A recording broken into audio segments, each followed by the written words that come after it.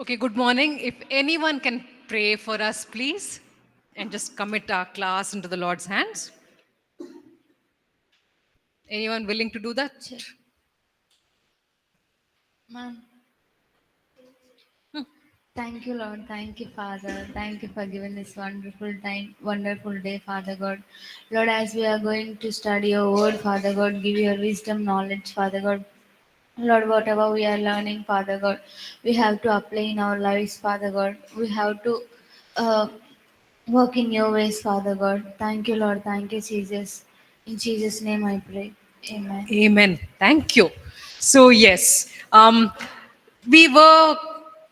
Ouch, that's rather loud, isn't it? Anyway, first of all, I have a loud voice, so with the loudspeaker, it gets worse. Um, Yeah, so last class we were continuing our doctrine of salvation. We were talking about some passages which provide a warning to believers to be careful and not to fall away from the faith. So we looked at one of those passages last time, uh, and the main point that we saw last time is that the goal of salvation, the reason that God has given us salvation, is so that we can be confirmed to the image of His Son. So the whole point of salvation was so that we who were so sinful and fallen and so hopeless were being given a chance to become like the Son, to become like Jesus. So, this was like a second chance which was being given to people who have been separated from God and who have no hope and no future. People like us were being given this privilege of of becoming confirmed to the image of His Son. And God did not want us to have to go through this process of transformation with a lot of fear and tension.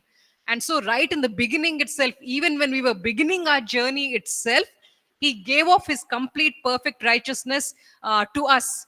The perfect righteousness was of Christ was given to us right in the beginning itself. So there's no sense of tension or fear even as we are becoming like Him. We don't have to ask ourselves, if I don't become enough like Him, will I make it into heaven, will I not make it into heaven? God did not want us to live in fear. He did not want us to live in tension. He wanted us to rejoice and trust in Him and walk with Him and see our lives being changed, where we become more and more like Jesus, month by month. So that's the privilege which He gave to us. But if some person says that they want to be entangled once again in the corruption of the world, which is what we saw in the Second Peter passage, Second Peter chapter 2, verses 17 to 22. That's basically what we saw over there. There may be people who will say, no, I don't want to be conformed to the image of the Son. I don't want the second chance which you are giving. I would rather become entangled in the corruption of the world once again. And if you have that attitude, there's a chance that you may be overcome by it. You may reach a point where you have no desire left to repent. There is no desire at all to come back to the Lord and work towards becoming Christ like. So, if a person reaches that point, they are very clearly rejecting the salvation which Jesus offered.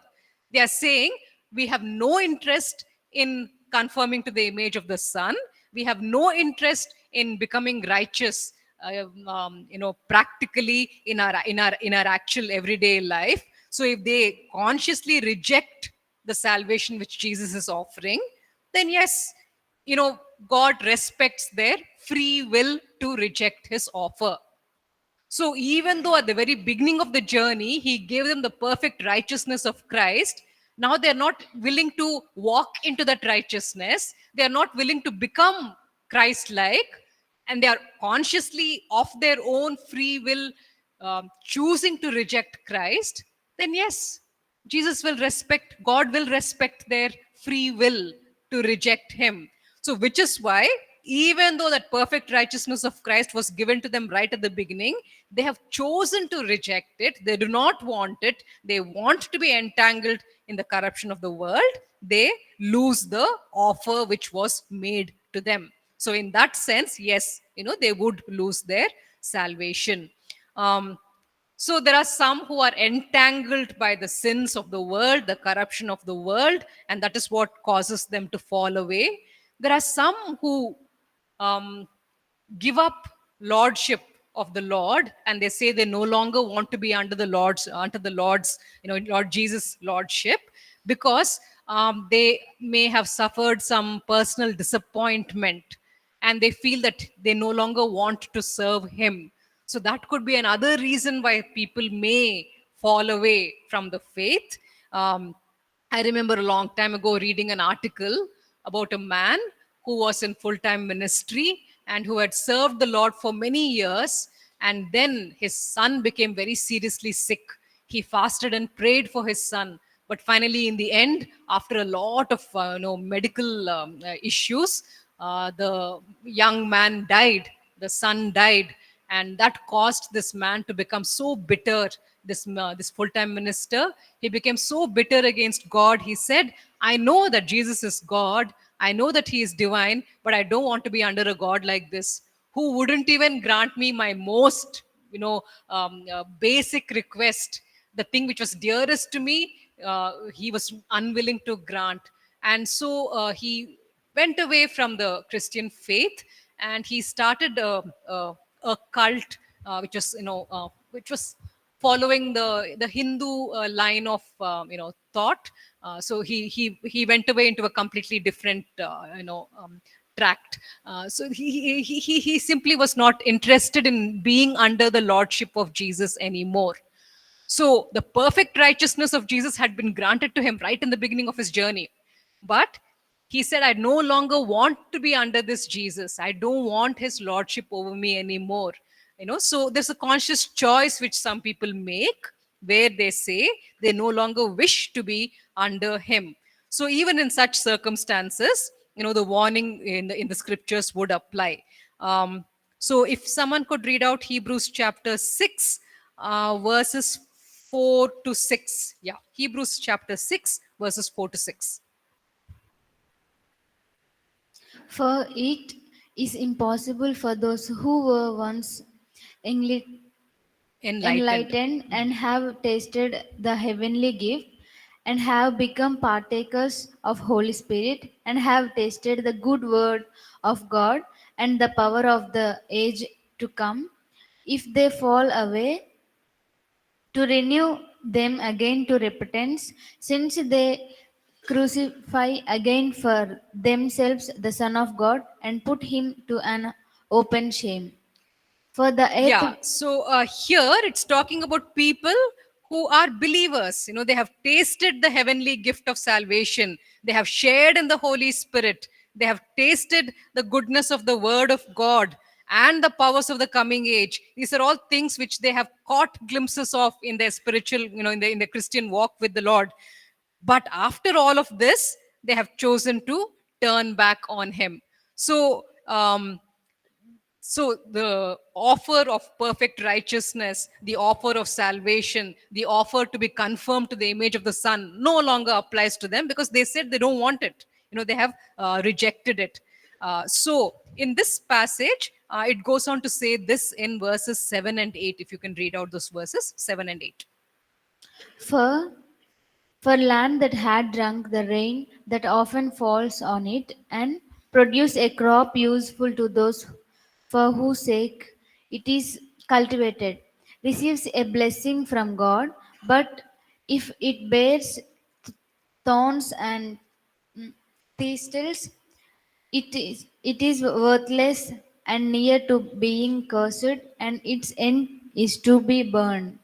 So God chooses to invest in us in the same way the farmer invests in the land. So you buy a piece of land, and you're willing to give it a chance. It's been lying there barren, useless, of no good to anyone. But you have now spent money and you have purchased it, and you start investing in that land. You hire machinery, you hire laborers to work on the land. You put fertilizer in the land, and the rains come down, the rains provide the needed water, and then this nutrition provided to the soil. All of that is done, and the hope is this, that that land will produce crop, that it will be useful to people, that it will be a blessing. But if that land says, no, I don't want to yield any fruit, I want to stay barren, I want to stay useless, then what would the farmer do with such a land? But land that produces thorns and thistles is worthless and is in danger of being cursed. In the end, it will be burned. So, people who choose to go back to the corruption of the world and reach a point where they are overcome by the corruption, where they no longer even have a desire to repent and change and be conformed to the image of the Son, people who have reached that point, and people who, just because of disappointments in their life, they say, I don't want this Jesus anymore. Such people, they are not yielding the fruit which God expected after having poured His blood, after having poured His love and grace and generosity into them. He expected fruit to come from them, but they have chosen to remain barren. They have chosen to go back to a worthless existence, and such people, it says, are in danger of being cursed. Okay, so that same thought is brought out also in Hebrews chapter 10, verses 26 and 27. If you can read out for us, Hebrews 10, 26 and 27. For if we go on sinning deliberately after receiving the knowledge of the truth, there no longer remains a sacrifice for sins, but a fearful expectation of judgment and a fury of fire that will consume the adversaries.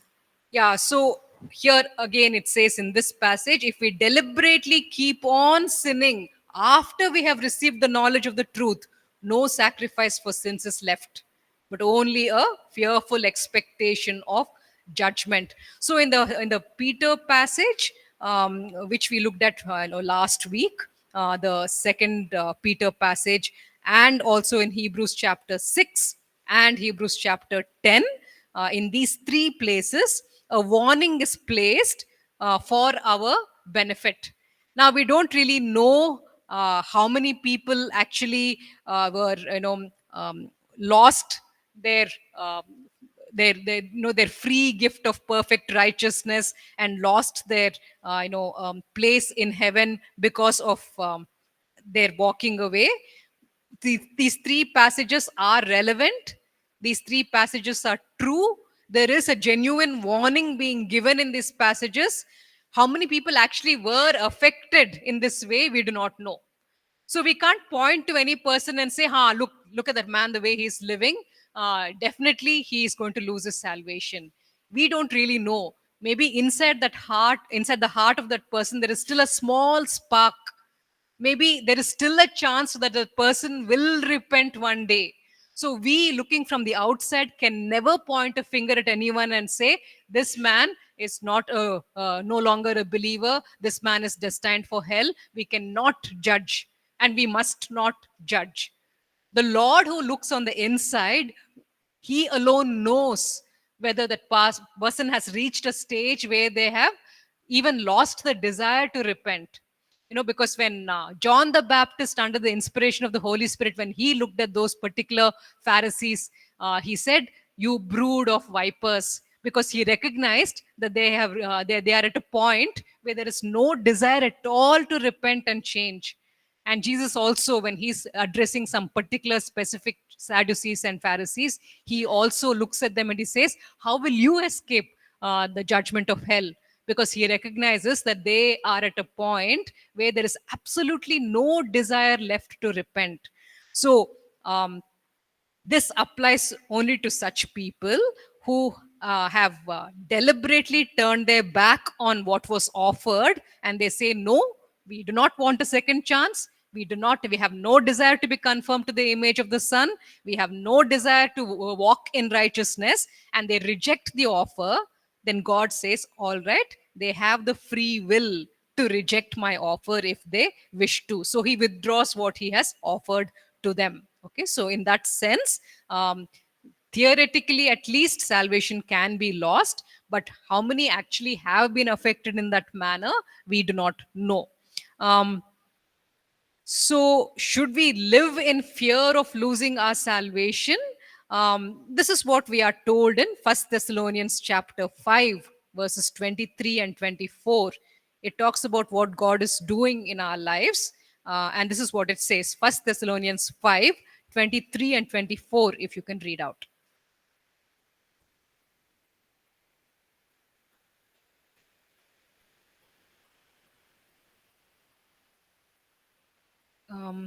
If we, maybe someone online can read, then First Thessalonians 5, 23 and 24, please.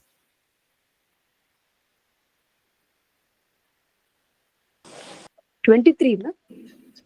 And 20. Now may the God of peace himself sanctify you completely, and may your whole spirit, soul, body be preserved blameless at the coming of our Lord Jesus Christ.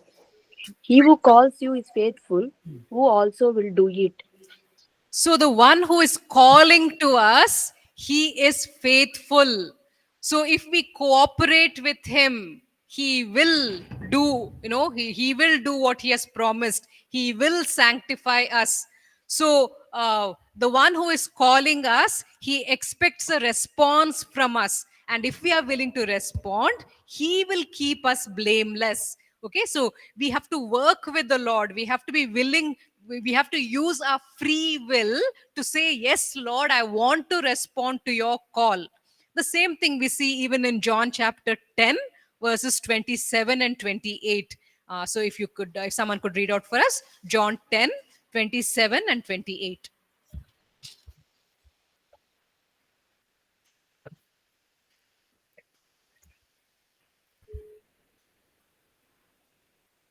Yeah, if someone online can read out. My John. sheep hear my voice, and I know them, and they follow me. I give them eternal life, and they will never perish, and no one will snatch them out of my hand. 29. Okay? My Father, who has given them to me, is greater than all, and no one is able to snatch them out of my Father's hand. Yeah, so here Jesus is speaking about his sheep, and he says, my sheep listen to my voice. I know them and they follow me. So, as long as the sheep are receptive to his voice and they're willing to respond, when the sheep is straying away, immediately the shepherd calls. The shepherd calls it by name, and no, he asks it to come back. So, the sheep is willing to listen and respond. No one can snatch the sheep out of the shepherd's hand, and in fact they cannot even be snatched out of the father's hand. So this assurance is there to us that as long as we are willing to work with the Lord, cooperate with him, respond to his voice, listen to that convicting, soft still voice of the Holy Spirit inside us, convicting us and speaking to us, we will never have to even worry about losing salvation ever. Because I remember very, very long ago when I was still a youngster, I had asked one of the pastors about this. I said, Pastor, will I lose my salvation? And he said in a very simple way, he said, why are you even worrying about losing your salvation? Stay with the Lord. If you stay with the Lord and keep responding to him, to his call, you will never even have to worry about this question whether salvation can be lost or not. So it's a very simple thing. You, as the sheep, all you have to do is keep responding to his call, and he will be faithful. He will do it. He will sanctify you through and through and keep you blameless in your spirit, soul, and body until the coming of our Lord Jesus Christ. So he will do it. So we don't even have to worry about losing our salvation. As long as you're willing to hear his voice and repent and come to him, you are safe in him. And that is why in Philippians 1 6, it says, being confident of this, Paul is talking about the Philippian believers, and he says is very, very confident that Jesus, who began a good work in them, he will carry it on to completion until the day of Christ Jesus. So, God who has started his work in us, he will carry it on to completion. All he wants from us, from our side, is a desire to hear him and respond. Okay, so what do we do when we fall into sin? What steps should we take? Two simple verses. The first, of course, is First John 1 8 to 9. That's the verse which talks about what to do when we fall into sin. So maybe we could read out that first. First John 1 8 and 9. If we say that we have no sin, we deceive ourselves and the truth is not in us. If we confess our sins, he is faithful and just to forgive our sins and to cleanse us from all unrighteousness. See, this is the issue. When we sin and we don't want to give up that particular sinful habit or practice or attitude, we pretend that it is not sin. We make excuses and we say, what to do? Circumstances were like that. So that is why I had to, speak that lie. Or we may say, there's so much pressure from my friends, and because of the pressure that they were putting on me, I went and I participated in that particular sinful deed. So we come up with excuses. But here in First John, we are told, if we claim to be without sin, we deceive ourselves, and the truth is not in us. On the other hand, if we confess our sins, humbly admit and say, yes, Lord, whatever the pressure was from the friends, whatever the circumstances were, it's true, I should not have sinned. What I did was a sin. So if we confess our sins, it says, he is faithful and just and will forgive us our sins. And not just forgive us, it says he will purify us from all unrighteousness. So because we are responding to him and we are confessing and repenting, he will begin his work of purification in our lives. This is an assurance that we can have. And 2 Corinthians 7 10 to 11 offers another nice piece of instruction to us. 2 Corinthians 7 10 to 11.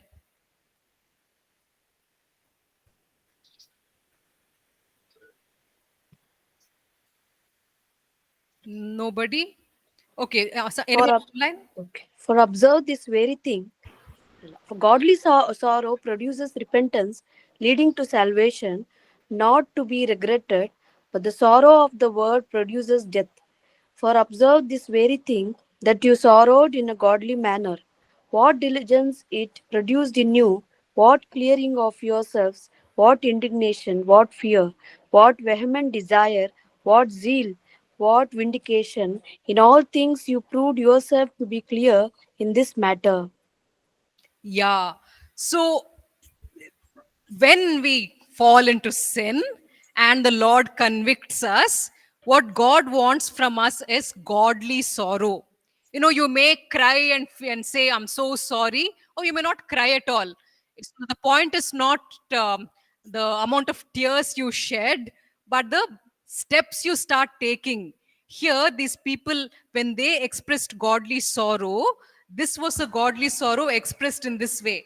They were eager to clear themselves.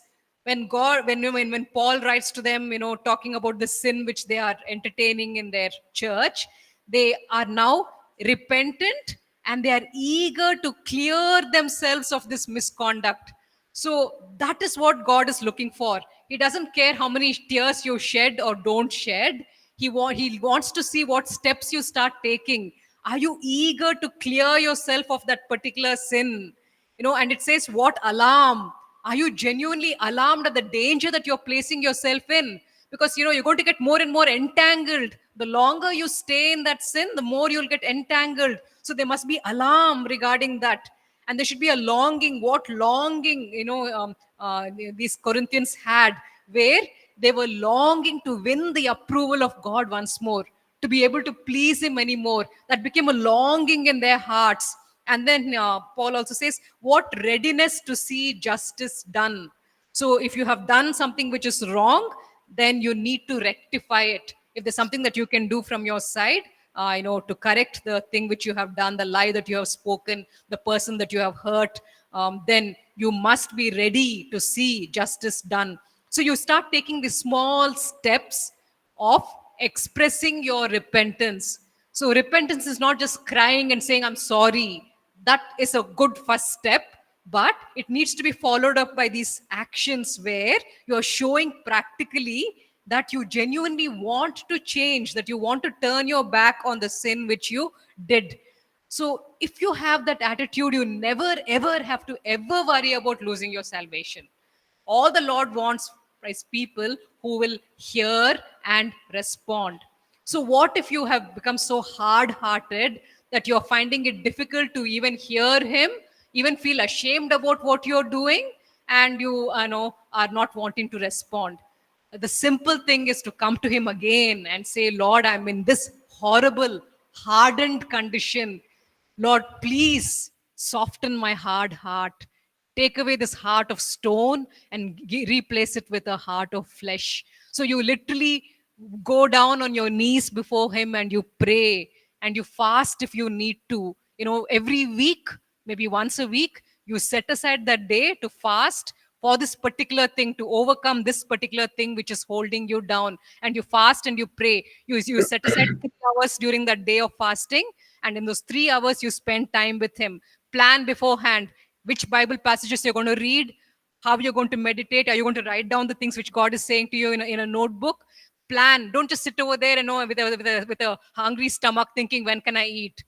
You know, make use of that time of fasting to grow closer to the Lord. Allow Him to speak to you. You know, maybe even choose a few songs beforehand, which songs you're going to be using, you know, to just spend in worship. Or maybe choose one YouTube worship video which you're going to, you know, play, and as the worship songs are being played, you kneel down and you worship Him and recommit yourself to Him.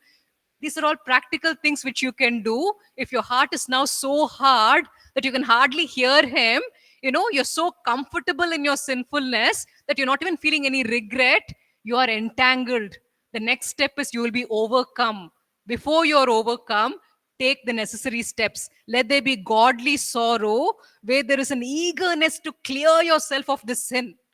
You know, to where you're genuinely alarmed of the danger that you are in, and there's this longing to please the Lord. So fast, pray, take whatever steps you need to take, and so then, you know, the Lord will bring you to a stage where you will start hearing His voice again, where you will be able to start responding to Him again. So it doesn't matter how hopeless you are, never run in the opposite direction away from God. However rotten you are, always run towards Him and say, help me, Lord. Maybe I'm the most stinky sinner among all the sinners on earth, but no problem. I'm coming to you because you can change me. So even in your most worst sinful state, come to Him. Don't run away from Him. Don't hide from Him. Come to Him. Admit what you are. Confess what you are and say, Lord, I need help. Only you can help. And that's the name you took for yourself. You know, the Lord actually named Himself Jesus. He could have chosen just about any name. But then when the angel comes to Mary, to Joseph, the angel specifically says, this is the name which He will take, Jesus, because He will deliver His people from their sins. So your Savior, your Shepherd, specifically took the name Jesus because He wants to deliver you from your sins. He wants to help you. So therefore, rather than be living in fear of losing your salvation, come to Him and say, Lord, I'm in this really hardened condition, but even now it's not too late. You can change me. And your desire to do that, to say that prayer, shows that you have not reached the point where you have no desire left to repent. Okay, so therefore, there is hope for every one of us, even if we are in the worst places. Okay, so moving on from there, next to the next point in our doctrine of salvation, we will just look at a few verses which talk about our adoption, as that status that we have as children of God. Ephesians chapter 1, verse 5, which talks about how we were predestined for adoption. Ephesians chapter 1, verse 5. He presented Predestined. us for adoption to Himself as sons through Jesus Christ, according to the purpose of His will. Yeah, so it says that it was his will, it was his desire, it made him happy to do this for us. He didn't treat us as charity cases. I mean, if we feel really sorry for a beggar, we go to him and we give him some money. He's basically a charity case. We don't bring him into our house and make him a family member and include him in our, in our will, right? So God, he didn't just simply show us charity. He loved us so much that it was his will that we should actually become no, equal with his son, with Jesus Christ, where we share in the heirship. In the same way that Jesus is heir, we also become heirs along with him to get an inheritance. Literally, we are given sonship status along with Jesus Christ the Son. That is the kind of love that God has shown us. So, three implications of our adoption into Jesus' family. First, um, first, let's look at Romans chapter 8, verses 14 to 16. The first outcome of being adopted. Romans 8, 14 to 16. For all who are led by the Spirit of God are sons of God. For you did not receive the spirit of slavery to fall back into fear, but you have received the spirit of adoption as sons, by whom we cry, Abba, Father. The Spirit Himself bears witness with our spirits that we are children of God. Yeah, so the first privilege that we have of being adopted as God's children is that we no longer have to be in fear of Him. The Holy Spirit inside us teaches us to cry out to Him as Abba, Father. We have this assurance that we are part of His family, that He loves us, that He regards us as His children. And so we no longer ever have to be in fear of Him. So even if a person has fallen and they're in a horrible, sinful state, they are in a deep addiction, even then, rather than fearing the Lord and being scared of Him, with a negative fear, they should instead come to Him and say, Abba, help me. You can rescue me. You can deliver me. So, this is the privilege where we never have to be afraid of Him, even when we have fallen. Instead, we come running to Him and say, I'm unclean. Make me clean, O Lord. Renew a right spirit within me, O Lord. So we can have this confidence of approaching His throne. With full confidence, because we are His children. The second implication of being adopted, Romans 8:17. Before we And read out that, Shubham, have you raised your hand to ask a doubt, or did you just accidentally click on that icon? If you have a question, you can unmute yourself, and we can actually look at that before we get into our next point. So, Shubham, do you have a question? Okay, probably not. All right. Then in that case, we'll move on. Romans 8:17. And if children, then heirs of God and fellow heirs with Christ, provided we suffer with Him, in order that we may also be glorified with Him. So we learn that the second implication, um, the second factor which comes out of our adoption is that just as Jesus is the Son of God and He is heir, along with Him we are also co-heirs. So in the same way He will receive an inheritance, we also will receive an inheritance. And when will this happen? If indeed we share in His sufferings. So adoption means not only do we enjoy the privileges of sonship, we also share in the sufferings of Christ, our brother. The same way Christ, our brother, suffered, we also choose to share in His sufferings, offering ourselves as a living sacrifice every day, placing ourselves voluntarily as a slave under the Father and submitting to Him. In all these things, we share in the things which Christ did. So when we share in His sufferings, then we will also share in His glory. Okay, so the same thing is also mentioned in Philippians 3, 10 and 11, where Paul talks about himself. Yeah, if you can read out Philippians 3, 10 and 11. That I may know him and the power of his resurrection, and may share his sufferings, becoming like him in his death, that by any means possible I may attain the resurrection from the dead. So it's interesting to see that Paul doesn't just say that he wants to share in the power of Jesus' resurrection. He says, I also want to participate in his sufferings. So it goes together. Okay, the glory and the suffering goes hand in hand. So one implication of being adopted into God's family, not only do you share in the glory of your brother Jesus, you also share in the sufferings of your brother Jesus. And Paul understood this. Therefore, he says, not only do I want to know the power of his resurrection, I also want to participate in his sufferings, is what he says in this passage. The third implication, those whom God the Father has adopted, he will discipline them. So Hebrews 12, 5 to 6. Hebrews 12, 5 to 6. And have you forgotten the exhortation that addresses you as sons? My son, do not regard lightly the discipline of the Lord, nor be weary when reproved by him. For the Lord disciplines the one he loves, and chastises every son whom he receives.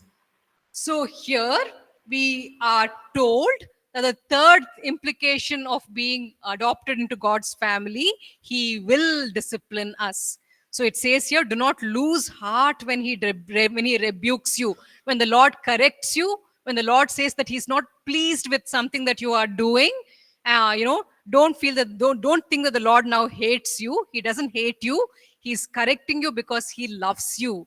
He wants to change that particular thing in your life so that you can enjoy the fruit of his blessings. So therefore he corrects you. It says that he disciplines and chastens, and that word chastens, it's talking about correction. He corrects everyone whom he accepts as his son. There's sharing in the Lord's sufferings, there is disciplining at God's hands, and the overall privilege of never being afraid of the Lord because we are part of his family. These are just some of the implications of our adoption. Now, in your notes, there are some points which are mentioned about the salvation package, sozo. So we will actually look at that, so that we don't miss out on anything in your notes. So the word for salvation, in all the places in the New Testament where it says saved, so that word saved, that's the Greek word sozo. And the Greek word sozo has got various aspects to it. So it's not just talking about salvation alone. It's not just talking about your ticket to heaven. It's talking about many, many things. So here in your notes, it talks about the different things which sozo can mean for us as believers. So if I say that I have received salvation, I can expect the Lord to demonstrate his salvation in my life in all these different ways. So the first, of course, is deliverance um, from from sin. The forgiveness which we receive for our sins. So the first thing, sozo means spiritual salvation. It means forgiveness from sins. If someone can read out that verse, Matthew 1:21. Matthew 1:21. The commentary which has started in the last row once again. Please, if you could not talk, okay, please kindly stop talking. Please. I mean, you're so deep in your talk, you're not even able to, I wonder just how many minutes ago you completely tuned out of the class to have your discussions. Which is why I think some people are better off in the front. You may find it highly boring in the front, but it'll maybe help you to catch at least some of the teaching. So yeah. Matthew 1:21, if someone could read. She will bear a son, and you shall call his name Jesus, for he will save his people from their sins. So that English word save, which is used in our English Bibles, that's actually the Greek word sozo. So sozo offers us forgiveness from our sins. It offers us deliverance from our sins. So that's the first thing which we receive, in this salvation package. We receive forgiveness and deliverance from our sins. The second thing which we can be assured of because we have received salvation, Mark chapter 6, verse 56. Mark 6:56. And wherever he came, in villages, cities, or countryside, they laid the sick in the marketplaces and implored him that they might touch even the fringe of his garment, and as many as touched it were made well. Were made well. So that phrase over there, the English phrase were made well, that's literally word sozo. So that word sozo is not only used for forgiveness of sins and deliverance from sins, the word sozo is also used for healing, physical healing, emotional healing. So, as part of our salvation, we have forgiveness from sins, we have deliverance from sins, we also have healing from physical ailments, as well as any emotional traumas that we may have experienced. We can have healing from all of that. The third way that sozo is used in the Gospels, Luke 8:36. Luke 8:36. And those who had seen it told them how the demon possessed man had been healed. Okay, so over here the word healed, it's again sozo.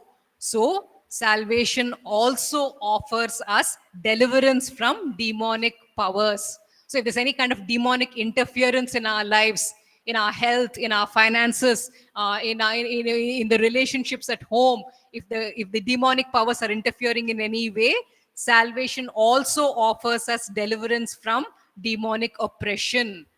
And then the fourth way that sozo is used in the Gospels, Matthew 8:25.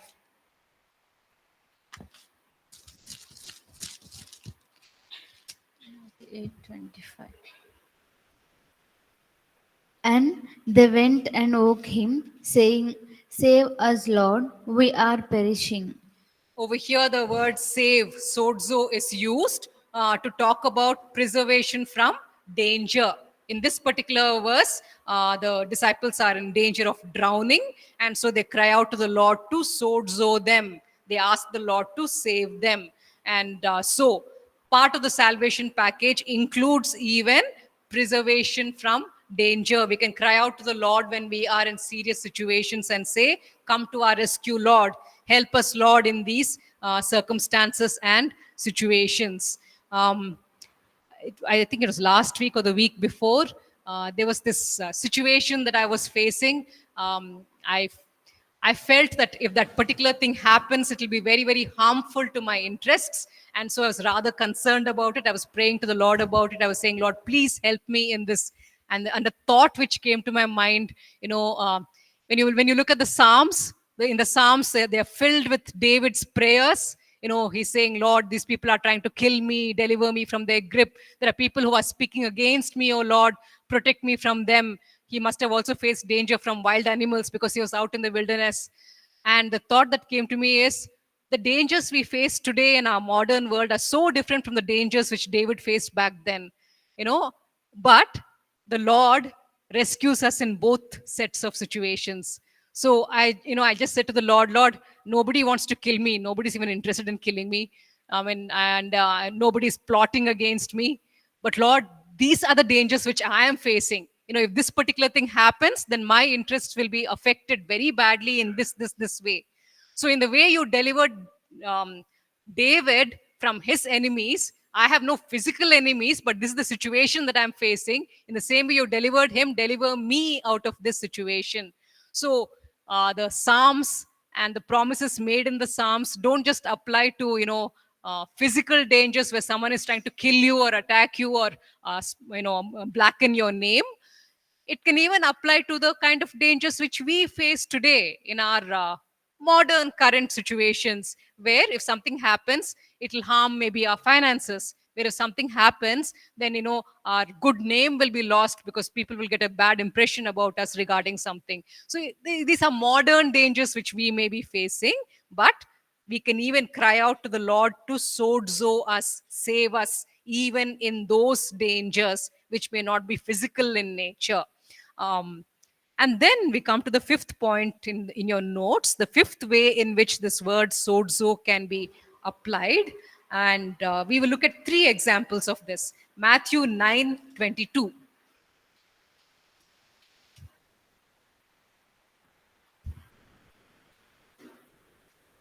Jesus turned and seeing her, he said, "Take heart, daughter, your faith has made you well." And instantly the woman was made well. Yeah, so Jesus says, your faith has sozo you. And the woman was sozo at that moment. Okay, so over here, it's basically talking about that woman with the issue of blood. And it's not just physical healing which she received. What she received was much more than just physical healing, because now she was restored back to the community. As long as she was unclean because of her bleeding, she had to stay away from people. She could never come into society, which means people did not like associating with her, which means she was lonely all the time. She was like an outcast. People looked down on her. People gossiped behind her back, saying that she must have done some horrible sin because of which she is in this condition.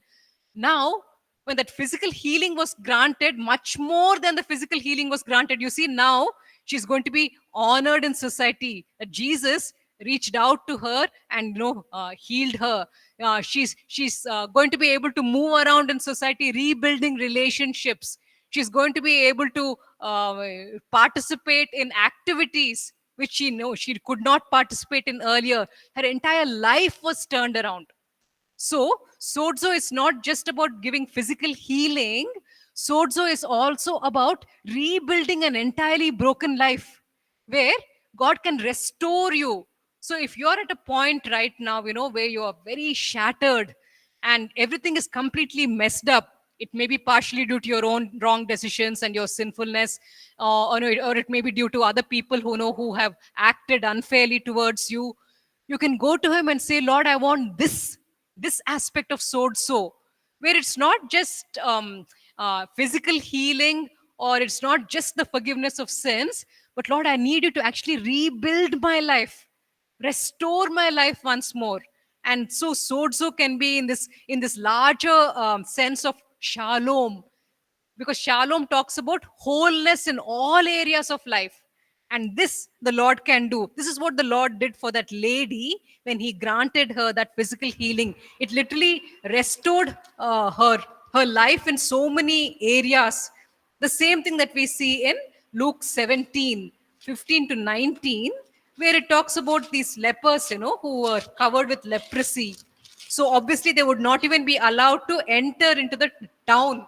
They are literally forbidden from even entering into the city. They have to live outside like outcasts.